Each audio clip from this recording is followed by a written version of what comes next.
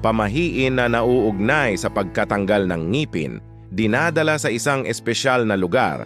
Paniniwala na ang bata na nabunutan ng ngipin ay dapat dalhin sa isang espesyal na lugar, gaya ng ilalim ng puno o sa tabi ng ilog.